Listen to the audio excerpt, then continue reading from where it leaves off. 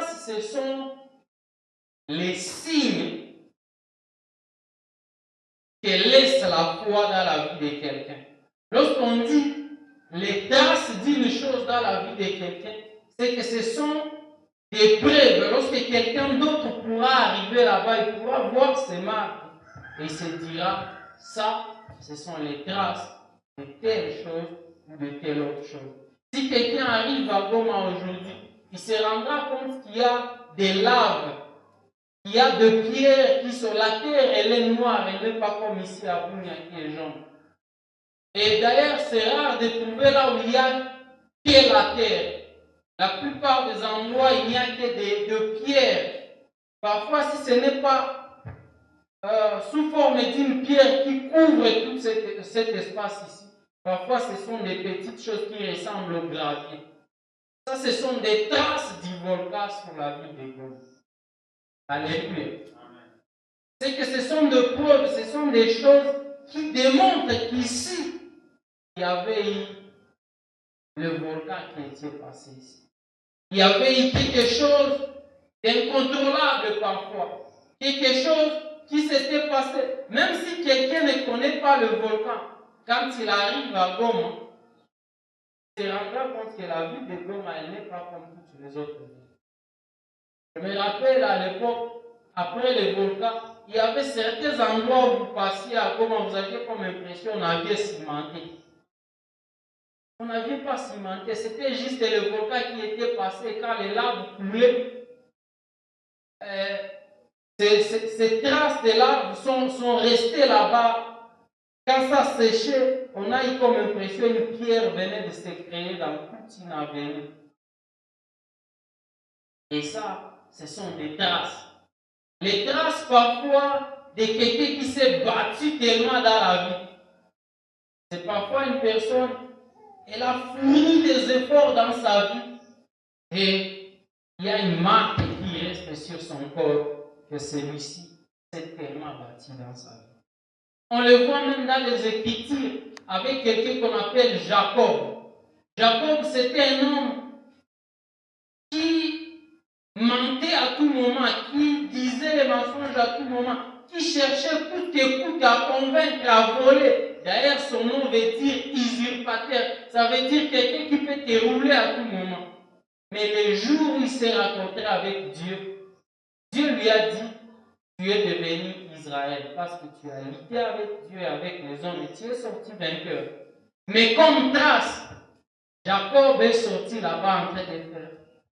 Parce qu'il y a une trace. Dieu l'a brisé à la voiture de la hanche. Et moi j'imagine, si quelqu'un, après m'avoir brisé à la voiture de la hanche, me dit que je suis vainqueur, je peux dire qu'il se moque de moi. Alléluia. Et je veux dire une chose, la vue de Dieu est différente de la vue des autres. Des fois, nous, en tant qu'être humain, nous pouvons voir, celui-là, c'est un échec. Alors que quand Dieu est en train de lui voir, il dit, effectivement, c'est ça ma réussite. Alléluia. On peut se dire, lui, il a échoué, il ne peut plus aller au-delà. Alors que quand Dieu lui-même est en train de voir, il dit, effectivement, tu es en train de partir vers le sommet. L'homme peut dire, peut conclure, peut donner toutes ses conclusions. Mais quand les choses là que les gens sont en train de dire que ça c'est la fin, ça en tout cas il n'y a plus de bas. Il est épuisé. Dieu est en train de dire ça c'est effectivement ce que je voulais pour faire tout le reste de la vie. Dans la vie. On voit avec Jacob, en tout cas, moi Jacob c'est l'un de mes personnages le préféré des Écritures.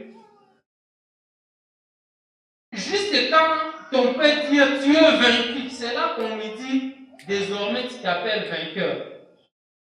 Quand ton père dit Jacob, ozi beba katena muziki wangu, ukilanda mutu tawaka wewe mambo hata ukimbia wezi. C'est ce jour-là que Dieu lui dit toi, tu es devenu vainqueur des hommes et vainqueur de Dieu. Alléluia. Et voyez un peu, dans la vie de Jacob, quand il arrive auprès de son frère. Son frère était en train de se préparer. D'ailleurs, il était resté seul parce qu'il avait peur de rencontrer son frère. Il savait que son frère s'avançait vers lui pour livrer bataille. Il a divisé son camp en deux. Quand il arrive à Péniel, il laisse une partie partir, l'autre partie, il a fait suivre. Après, les troupeaux les divisent. Il reste et dit, Dieu, tu as usé de bonté envers moi. Je suis passé ici qu'avec le bâton. Aujourd'hui, je reviens avec 2 camps. Dieu, tu as été beau. Je suis si petit pour tout ce que tu as fait pour moi. Il commence à reconnaître. Mais il commence aussi à reconnaître que si j'avance là-bas, le mal que j'avais fait va maintenant m'atteindre, va maintenant m'arriver. Et c'est ce jour-là que Dieu est en train de décider de tracer une nouvelle histoire.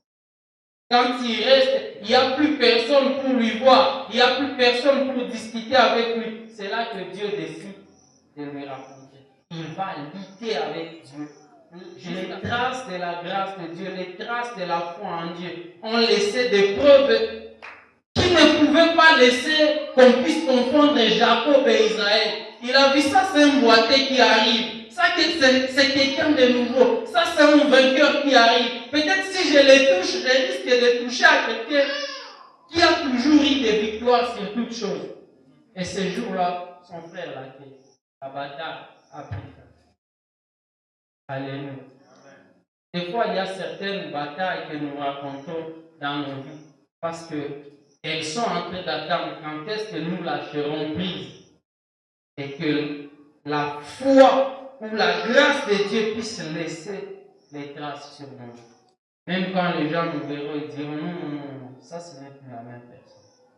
Je le connaissais comme voleur, je le connaissais comme un pudique, je le connaissais comme ceci, comme cela. Depuis le jour que Dieu l'a touché, ce n'est plus la même personne. Juste pour donner ce témoignage, c'est un frère, un bien-aimé qui était à l'université à l'époque. Ce frère-là, c'était les gars qui s'en chargeaient de brûler le pneu à l'université. Et quand vous écoutiez qu'il y a la barbarie à l'université, c'est lui qui était à l'initiative, c'était lui. Les jours où on m'avait dit qu'il s'est converti et qu'il me cherchait, moi je dis non, c'est faux. Moi je les connais juste comme barbares. Mais son changement n'a pas été. On est pas filmé dans Okoka, comme on a dit, vous est-ce que Kabisa chez Okoka? Lui il a changé et puis il a changé complètement. Il y a eu les traces de la main de Dieu sur sa vie. Quand tu le vois actuellement et tu vois les gars de Baraba, c'est 2 personnes différentes. Actuellement, il est le responsable de l'évangélisation à l'église de la Compassion, je crois. Quand tu le vois, c'est 2 personnes différentes. Ce n'est plus la personne là qui était barbare. Il veut changer, il a été touché par Dieu. Les traces de la foi. Et ce soir, la première chose ou la première trace que la foi laisse dans la vie des gens. Quand la foi passe dans la vie de quelqu'un de façon sincère et authentique, l'une des premières choses que cela laisse, ou que cela sème, alors, si je peux le dire, ça sème l'espérance dans l'attente. Alléluia. Je ne veux pas vous dire peut-être des choses qu'on va estimer mystérieuses, mais lorsque la foi passe dans la vie de quelqu'un, lorsque la foi est restée dans la vie de quelqu'un, lorsque quelqu'un a accueilli la foi, une sémence de la foi, l'une des choses qui montre que vraiment celui-ci a la foi, ou il y a une marque de la foi dans cette personne, c'est qu'il y a une espérance profonde dans ses attentes. Vous savez, frères et sœurs, des fois, on peut penser que l'on attend tous de la même manière, jusqu'à ce qu'on se rende compte que notre foi était petite. Et c'est pourquoi notre espérance était aussi petite. Il y a des gens que vous rencontrerez tout autour d'eux, tout ce qu'il y a autour d'eux est en train de s'écrouler. Que ce soit les finances, que ce soit la famille, que ce soit quoi que ce soit. Tout est en train de s'écrouler. Mais quand vous l'écoutez, vous sentez qu'il a l'espérance et qui n'est pas bouleversé ou changé par quoi que ce soit. Son homme intérieur est en train de se renouveler. Ça, c'est quelqu'un qui a eu la foi dans sa vie. C'est quelqu'un qui, la sémence de la foi, est restée enracinée dans sa vie. Tu vois comment est-ce que tout autour de lui est en train de lui montrer, rien ne s'est passé. Mais au fond de lui, il croit profondément. Il continue à s'attendre à quelque chose de miraculeux. On dit, il ne reste que quelques jours pour mourir, mais quand tu vois la façon dont il attend, tu vois son cœur, comment est-ce qu'il soupire. Il dit, c'est pas possible. Le psaume, à partir du psaume 27, même jusqu'au psaume 49, il y a l'une des phrases qui revient encore et encore, comme une biche soupire après les courageux. Ainsi, mon âme soupire après. Parce que ceux qui ont la foi, les âmes soupirent après Dieu. Peu importe ce qui se passe, peu importe les événements difficiles, la foi laisse comme trace dans la vie de quelqu'un une forte espérance. Alléluia. Une forte espérance. Une forte espérance dans les attentes. Tu attends quelque chose de Dieu. Peut-être elle n'est pas encore arrivée. Elle a déjà tardé selon la perspective des hommes. Mais au fond de toi, tu continues à attendre que peu importe ce que je vois, peu importe la situation, moi je continue à attendre et je continue à m'attendre que Dieu finira par la faire. Amen. Alléluia. Dieu finira par la faire. Dieu finira par accomplir ce qu'il a dit. C'est pourquoi Romain est en train de dire, mais si nous espérons ce que nous ne voyons pas, nous l'attendons avec espérance. Alléluia. Si nous espérons ce que nous ne voyons pas, nous allons l'attendre avec persévérance. Avec persévérance. On se demande, mais pourquoi toi tu continues à t'attacher à Dieu? Tu ne vois pas comment est-ce qu'apparemment Dieu t'a décidé. Non, je l'attends de façon persévérante. Rien ne peut pas me faire bouger ici. Dans ma langue maternelle, on utilise cette phrase souvent. C'est que Nico Nyonjo Sitato. Nyonjo, c'est la bosse. Quand la bosse est entrée sur toi, elle ne va pas dire que, ok, comme je te vois, tu veux dormir, je descends d'abord. Elle est là, elle ne va pas sortir. Ça, c'est l'espérance. Quelqu'un qui a l'espérance, c'est comme s'il porte la bosse sur lui. La bosse, même si tu es fatigué, même si on te fait porter quoi que ce soit, elle ne va pas dire, maintenant là, je suis fatigué, il faut que tu quittes un peu. Je suis là, que tu sois fatigué ou pas, moi je suis seulement là. Ça, c'est quelqu'un qui a vu pour entrer. Et comme trace, une forte espérance. Une forte espérance. Et la foi, ce n'est pas d'abord voir, mais la foi, c'est voir. D'abord croire. Comme on dit, pourquoi que ça va se passer bien? Je ne sais pas pourquoi je crois, mais ce que je crois et que je crois. Alléluia. Je me rappelle à une période comme ça, j'étais encore à l'université, les choses n'étaient pas assez faciles. Et je vis comment est-ce qu'on commençait l'année académique et je savais que les choses, financièrement, ça n'allait pas. Mais j'avais les comptes bancaires au moins. Ça, c'était évident. J'étais parti à la Rabobank, j'ai pris ma carte, j'ai introduit dans les distributeurs, j'ai dit aux distributeurs, moi, je commencer l'année académique. Toutes les fois où je viendrai chercher l'argent ici, j'aimerais en trouver.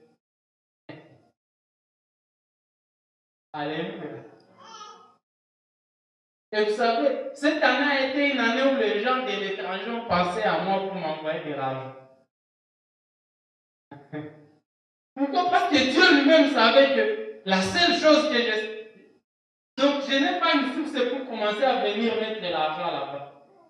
La seule chose que je crois que pour ceux qui veulent étudier normalement, il faut quand même qu'ils aient un compte bancaire. Ils peuvent te retirer l'argent, ils peuvent payer. Alléluia. une forte espérance dans votre vie? Est-ce que dans nos vies, est-ce que dans ta vie, dans ma vie, nous sommes déjà arrivés au point où les circonstances ne nous influencent pas, au point que notre espérance peut rester la même malgré les circonstances, malgré les événements que nous voyons? On te dit non, quand ça arrive à cet âge, non, ça ne peut plus aller. On te dit, en tout cas, sur base de ton expérience, ça ne peut pas marcher. Toi, tu crois tellement que ça va marcher. Tu arrives parfois dans un environnement où même les langages qui se tiennent tellement négatifs. Toi, tu dis, ce n'est pas un problème. Ici, je ne suis pas venu avec quelqu'un qui va justifier ou pas, je suis juste venu avec Dieu. Et je sais si je suis avec Dieu, alors ça s'est passé. Mais toi, tu te bases sur quoi? Est-ce que quelqu'un te connaît? Sinon, personne ne me connaît. Seulement Dieu me connaît. Et Dieu connaît tout le monde qui est ici. Alléluia. Alléluia. L'espérance a les attentes. Deuxièmement, la deuxième chose, c'est la persévérance dans l'épreuve. La deuxième trace de la foi dans la vie. La persévérance dans les épreuves. Je vais nous dire une chose, frères et sœurs. Il arrivera des temps où tu n'as pas péché, tu n'as rien fait de mal, mais les choses n'avancent pas. Parfois, Dieu est en train de voir. Toi, tu commences même à te lamenter. Mais Dieu est en train de dire, je sais ce que je suis en train de faire. Il y a quelque chose encore que je dois ôter en toi. Et ça, il faut juste que je t'apprenne encore la persévérance. Vous savez, la plupart des fois, les gens qui ont tellement persévéré lors de l'épreuve deviennent une référence après cette épreuve.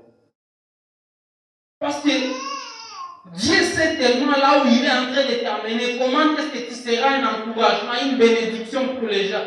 Et lui, Dieu, il se décide dans sa souveraineté de dire, je vais t'enseigner quelque chose, je vais te rendre utile à des générations qui vont venir. Je te laisse d'abord passer par cela. Toi, tu dis, Dieu sait dire, c'est difficile. Mais Dieu dit, encore cette année aussi. Frères et sœurs, quand vous passez par l'épreuve, des fois, l'attitude normale, parce que l'être humain veut souvent faire quelque chose pour se rassurer qu'il mérite ce qui vient de Dieu. Des fois, tu veux faire telle chose, tu veux faire telle autre chose. Des fois, même, tu commences à te culpabiliser. Peut-être telle chose, je n'ai jamais fait. Peut-être telle chose, je n'ai jamais. Et parfois, même si tu n'es pas prudent, même le faux prophète peut te dire, non, Zambi, il est au bas de la capule, il n'est pas dans Zambi. Nous, on a condition tout le monde. Il veut juste que tu persévères. Il y aura des gens qui viendront après, qui auront peut-être les mêmes événements, qui traverseront des moments difficiles. Et toi, c'est toi la matière première de Dieu pour l'encouragement de quelqu'un. Et il s'est dit, toi, tu dois persévérer. La persévérance, c'est une trace de la foi. Des fois, tout le monde est en train de dire, non, tu peux tenter aussi telle autre solution. Même les féticheurs sont là, est-ce que tu peux aller vers eux? Je persévère encore. Je m'attache encore. Est-ce que tu ne vois pas que ça risque de te tuer? Je m'attends encore à Dieu. Alléluia. Toi, tu dis, comme Meshach, Shadrach, Abednego, tu pouvais venir et te dire au revoir. Vous savez, frères et sœurs, des fois quand on lit les Écritures, vous voyez comment est-ce qu'il y a des gens qui ont eu la foi. Et parfois, tu te dis, toi, ta foi, c'est au maternel, et il y a des gens qui ont eu des thèses en foi. Et chaque Shadrach, Abednego, on ne l'est pas. Elle dit, prosternez-vous. Les gars vont dire, oh roi, nous ne pouvons pas nous prosterner, parce que nous savons, notre Dieu nous délivrera. Ils ajoutent, même s'il ne nous délivrait pas, nous n'avons pas le faire. Parfois, notre foi est encore au niveau que Dieu me délivrera. Mais il faut, Dieu est en train de dire, je veux que tu arrives au point où tu vas dire, même si tu ne me délivres pas, si nawe, tu peux tout m'amener. Alléluia. Il y a des moments où il faut arriver à ce point. Et ça sera une preuve que il y a la foi dans la vie de cette personne. Parfois, la foi, ce n'est pas forcément que cette situation va s'améliorer. Parfois, la foi, c'est juste, même si elle ne s'améliorait pas, je sais que je suis avec Dieu. C'est suffisant. Parfois, la foi, ce n'est pas que quelle opportunité va m'être donnée. Non. Même si elle ne me sera pas donnée, mais Dieu sera toujours mon rocher. C'est Job, je crois. Est-ce que c'est Job ou David? L'un d'entre eux était en train de dire, même si mon corps et ma chair se détériorent, Dieu restera toujours le rocher de mon âme et mon partage quelque chose. Même si tout autour de moi s'écoulait, même si ma chair commençait à s'attacher à mes os, Dieu restera toujours mon rocher, mon partage. Même si on va dire ça ne va pas marcher, Dieu va rester toujours mon rocher, mon partage. Ma part à moi, c'est Dieu. Alléluia. C'est le psalmiste qui dit, ceux-ci se confient dans leur char, cela dans leur taureau. Mais nous invoquons le nom de l'Éternel. C'est que ce n'est pas forcément, nous appelons que Dieu nous secourt dans telle situation, telle autre. Non, nous invoquons le nom de l'Éternel. C'est ça notre part. Ma part à moi, ma portion à moi, c'est de m'approcher de Dieu. Alléluia. Amen. Alléluia. Que Dieu continue à être ta portion et ta part.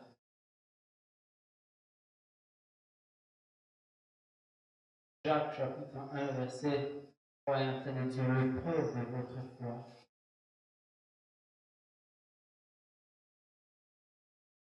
Je veux dire, l'épreuve est décrite par la foi. Mais plutôt l'épreuve fortifie la foi. Ça veut dire quelqu'un qui a une fois passé par des grandes épreuves.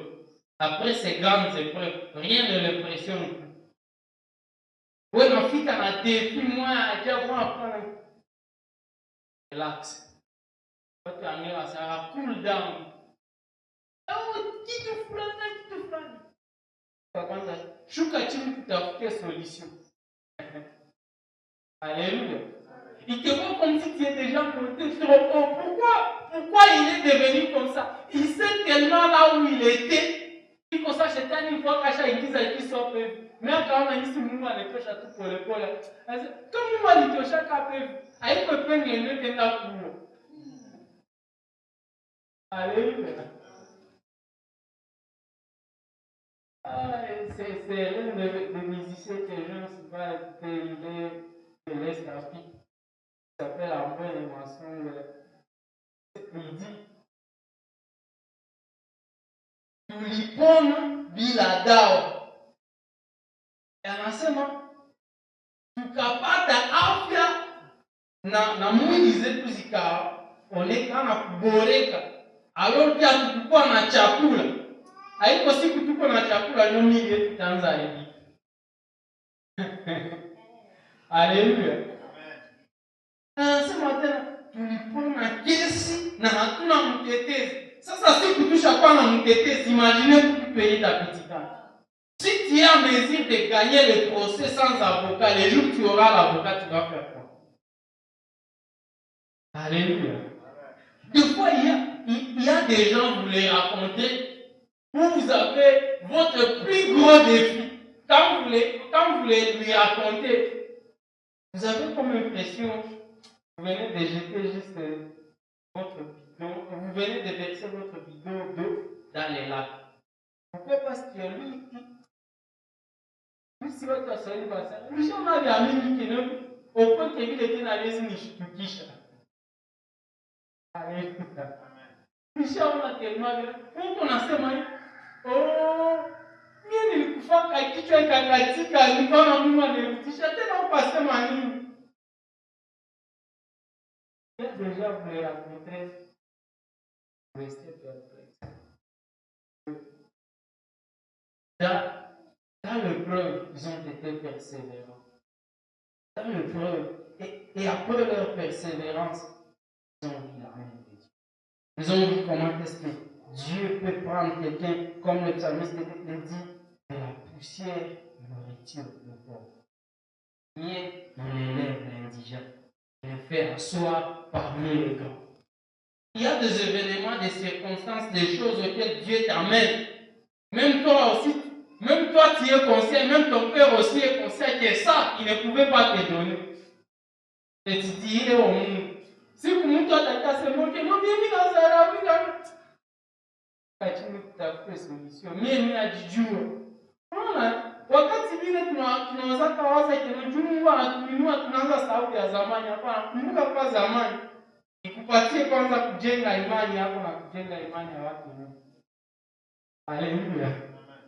Moi actuellement je me dis je n'ai pas encore beaucoup de choses mais ça c'est au bout de nous. Et quand je m'allie d'où je viens juste ici. Mtu asinitie pression. Kama Mungu alinifikisha hapa sema tufike tu chini tutafute solution. Oh, tu vois des choses. Kwenye mimi natoka na hapa ni kilomita. Kama alinifikisha hapa. Maana kwa hiyo tunaenda haiko hapa ni mbali sana. Haleluya. Haleluya.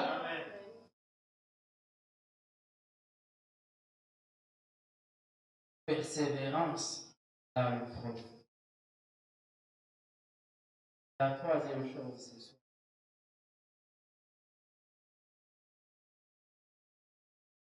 La troisième chose qui laisse la foi dans la vie de quelqu'un, c'est la retenue avec la provocation. Vous savez, frères et sœurs, il y aura les jours où le diable verra que tu es déjà au point d'atteindre l'objectif fixe. Il s'est dit, même lui ne peut plus rien faire là-bas. La seule chose qu'il va trouver, il cherche quelqu'un pour te provoquer, t'énerver au 100 degrés. Kama hapa na kujizuiza utajikuta ushafanya degré. Par exemple, Dieu voit comment est-ce que Dieu veut vraiment élever tes enfants, il veut vraiment les propulser de l'avant. Et le diable n'est pas content, il se dit, pas tous les bananes échappés. Il trouve que même s'il enseigne la malédiction, ça ne peut pas vous atteindre. Il se dit, si la seule chose à faire, c'est de chercher à t'énerver pour que toi-même tu maudisses tes enfants. Vous savez, Israël, quand il était en train de sortir de l'Égypte, il s'est rendu sur la terre promise. Allah et Balak se sont mis ensemble. Ils ont commencé à lancer le mauvais sort. Ça ne tenait pas, ça ne marchait pas. Il a dit alors, vous savez, on voit juste de belles filles vertes. S'il tombait, Mungu t'a dit retirer là-bas, on n'a pas le tapat là. Il trouve que la seule chose, c'est que ces gens-là, qu'ils puissent manquer la retenue, et là on les aura. Il y a certains domaines de notre vie où le diable n'aura jamais accès si nous sommes retenus. Il vient, il retrouve que les murs sont barricadés. Il y a un coup, il y a peine à tirer dans la poteau.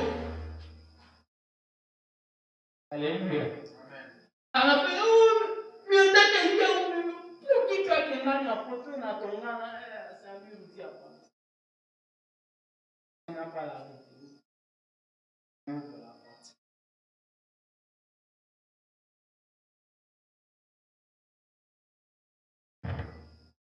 Une des traces de la foi. Il laisse en nous une retenue malgré le pauvre, malgré les tentations, malgré les épreuves, malgré les choses qui arrivent, on s'est dit, peu importe ce qui arrive, moi, je ne vais pas aller jusqu'à Dieu, tiens-moi encore, parce que ça, ce n'est pas un intérêt sur lequel je peux m'hasarder. Oh, tu peux aussi faire ça. Ça, ce sont les autres personnes de mon âge qui peuvent faire ça, mais moi, je ne peux pas faire ça. Il n'est pas ma vie à niveau à moi. Pas cacher ta niveau à moi. Lui, il est comme ça. Vous savez, il y a des fois où le diable, le gars, il dit mais pas déjà petit, papa, il est à nous. Non, on est pour nous. On a vu kama mtu anatoka iko fight. Hata kama hayakwambia wenyewe mpitikano, unajua kama iko eneo. Hii wakati ile shetani anakuona, tu as tellement la retenue au point que il quitte, il ne dit pas quelque chose à quelqu'un, mais il quitte en train de grincer les dents.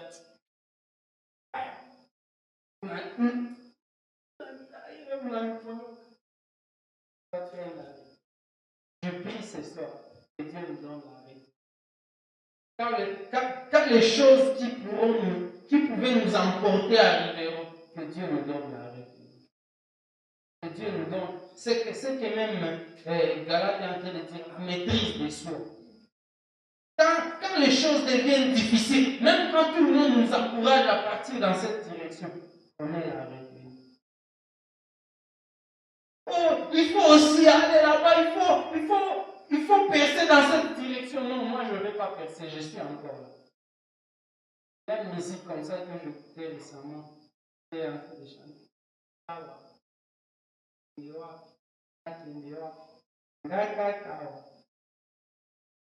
Vous connaissez cette musique? C'est comme Pierre, les disciples, quand Jésus les dit, tout le monde est déjà parti, pourquoi vous restez ici?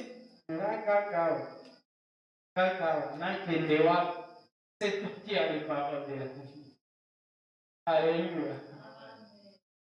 C'est comme la Bible dit, pour moi, mon bonheur à moi, c'est de m'approcher de toi. Parfois, peut-être tu diras, pour moi, mon bonheur à moi, c'est de me retenir, c'est d'avoir une écoute de moi-même. Peu importe ce qui arrive autour de moi, je retiens moi. Je ne sais pas, ces événements diront encore combien de temps, mais que ma foi me pousse à me retenir. Ma foi me pousse à placer des limites que je ne peux pas dépasser. Ça, ce sont des situations qui veulent me perturber. Je sais ce stade dans lequel je suis. Je sais là où je suis en train de partir. Dieu, retiens-moi.